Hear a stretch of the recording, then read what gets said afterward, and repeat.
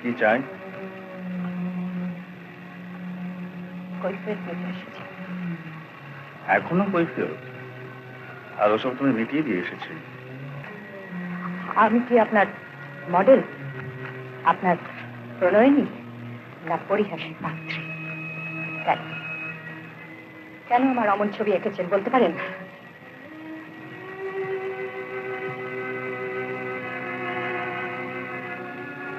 Mona Lisa ছবিটা Leonardo da ভিঞ্চির আঁকা ছবি। সেটা সেই লাল আগুনদা মেয়েটির ছবি না, সে শুধুই মোনালিসা। এমনি আমার ছবিটাও শুধুই মহাশ্বেতা, সে তুমি নও। কিন্তু আমার চেহারা, আমি কি মহাশ্বেতা? না পুণ্ডরিকের আপনার মতো প্রতিমা বলে কোনো প্রণয়নী ছিল? প্রতিমা প্রণয়নী ছিল না। তবে তার সঙ্গে ঘর বেঁধেছে কোন পরিচয়? ঘর আমি বাঁধিনি। আজও তাকে ঠকিয়ে দুঃখ দিয়ে চলেছে।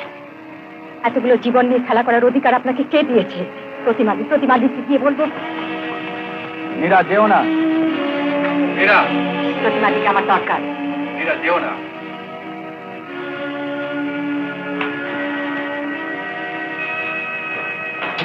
প্রতিমাদি? প্রতিমা নেই।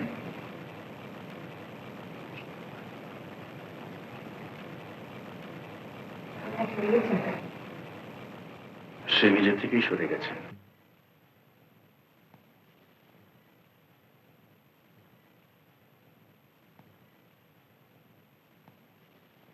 প্রতিমা দাদা যখন মারা যায় তখন বলেছিল আমি যেন ওর মা আর বোন প্রতিমাকে দেখি। আমি জেল থেকে বেরিয়ে ওদের একদিন খোঁজ নিতে চাই। প্রতিমা এখানে নেই, তাকে বিয়ে করাটাই আমার ভুল হয়েছে। সে হিংসুটে, সে জেলাস, অন্য কোনো মেয়ের সঙ্গে মিশতে দেখলেই সে সিন ক্রিয়েট করতো। তারপর অনেক জায়গায় খুঁজেছি, কোথাও পাইনি, তবু হাল ছাড়েনি। এইভাবে খুঁজতে খুঁজতে হঠাৎ একদিন রাস্তায় প্রতিমাকে দেখলাম।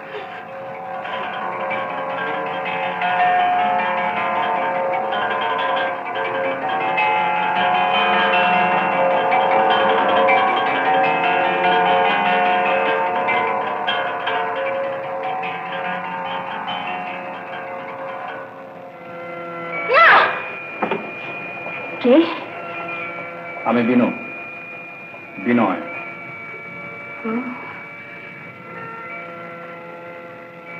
প্রতিমা,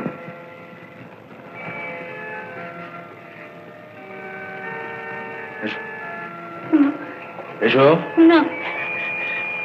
এসো।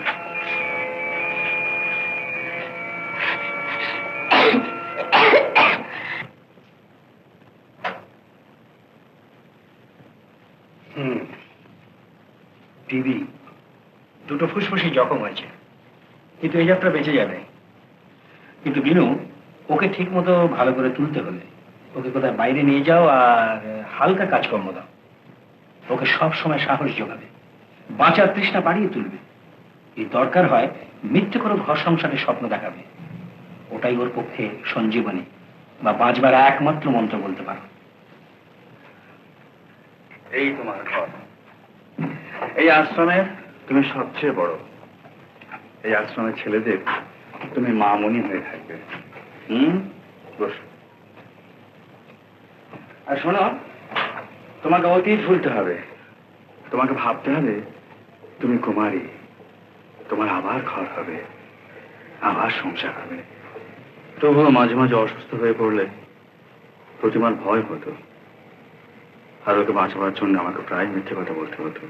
নিশ্চয়ই ভালোবাসে, আর সেই জন্যই তোমাকে বলছি তোমাকে নতুন করে সংসার করতে হবে। আমারও সংসার? ওকে ভালোবাসা সম্ভব ছিল না, কিন্তু শেষ পর্যন্ত ডাক্তাররা যখন হাল ছেড়ে দিল তখন মৃত্যু নয়, জীবনের প্রলোভন দেখাতে ওকে মিথ্যে আশ্বাস লিখে দিলাম। কিন্তু যাকে আমি সত্যি ভালোবাসতাম সে একটা মিথ্যে লেখাকে সত্যি ভেবে আমাকে কলঙ্কের মধ্যে ডুবিয়ে দিয়ে চলে গেল। প্রতিমা গুরুতর অসুস্থ হয়ে পড়ল। একদিন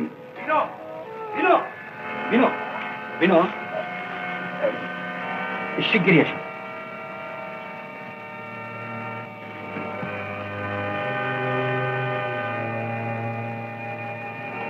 অনেক চেষ্টা করেছিলাম কিন্তু পারলাম না।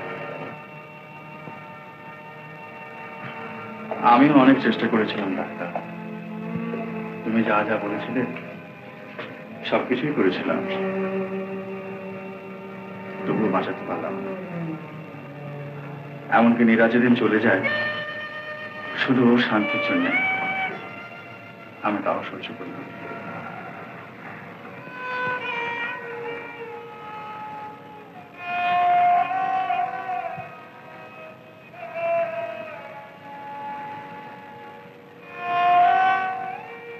আর আমার কিছু বলার নেই, তুমি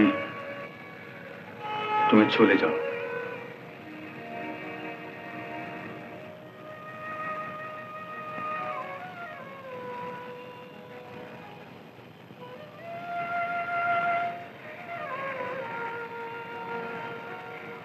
চলে যাব?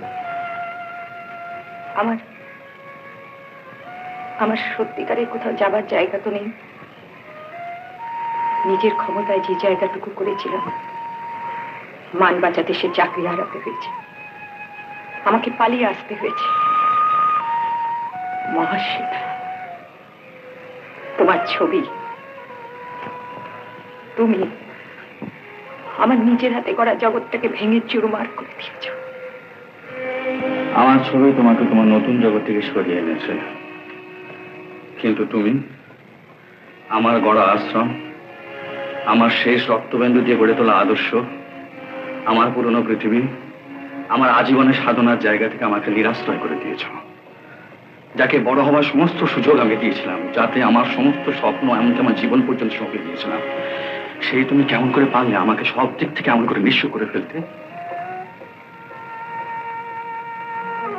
না নীরা, না, তুমি চলে যাও, তুমি ফিরে যাও। দূরে গিয়ে প্রতি মুহূর্তে তোমার কথাই ভেবেছি। রাগ, দুঃখ, অভিমান সব তোমার উপর হয়েছে, তাই আমি এত দূর থেকে ছুটে এসেছি।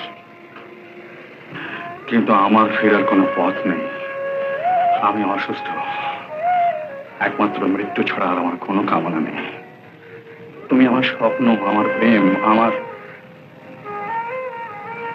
তবু বলছি তুমি ফিরে যাও, তুমি ফিরে যাও। তুমি আমার কাছে একমাত্র মহাশ্বেতা ছাড়া কিচ্ছু নও, কিচ্ছু নও। আমি মহাশ্বেতা নই, আমার স্বপ্ন বাঁচবার, আমার সাধনা জীবনের সাধনা তুমি।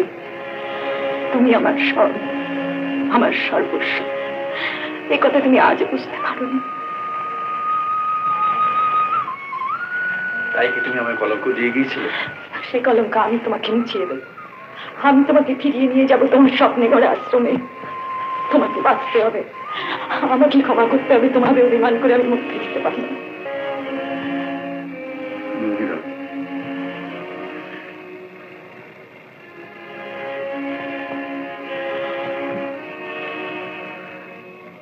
নীরা,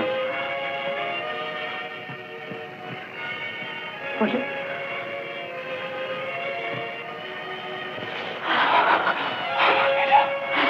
আবার বলো, আবার বলো তুমি।